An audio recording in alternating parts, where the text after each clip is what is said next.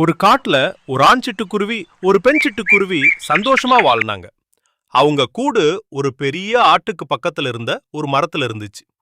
அந்த இடம் ரொம்ப அழகான இடம். பெரிய மலை, தேனீயின் சத்தம், குளிர்ந்த காட்டு, மேகங்கள் வானத்தில் அழகா இருந்தது. எல்லாம் இயற்கை பரிசுகள். ஒரு நாள் பெண் குருவி 2 முட்டை இடுச்சு. அவங்க இருக்கிறோம் அந்த முட்டைகளை மிக கவனமா பாத்துக்கிட்டாங்க. அந்த முட்டைகள் தான் அவங்களோட கனவுகள்.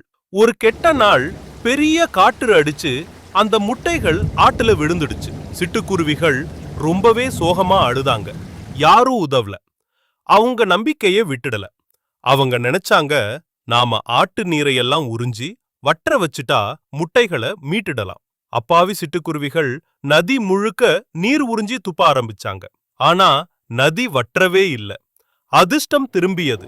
சில நேரத்துக்கு அப்புறம் மீண்டும் பெரிய காற்று அடிச்சு முட்டைகள் மீண்டும் ஆட்டு நீரின் மேல் மிதந்துச்சு.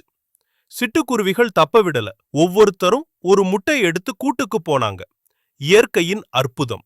14 நாட்களுக்கு பிறகு அந்த முட்டைகளில் இருந்து 2 அழகான குஞ்சுகள் பிறந்தாங்க. இப்போ அந்த சிட்டுக்குருவி குடும்பம் அப்பா, அம்மா மற்றும் 2 குழந்தைகள் எல்லாம் சந்தோஷமா வாழ்றாங்க.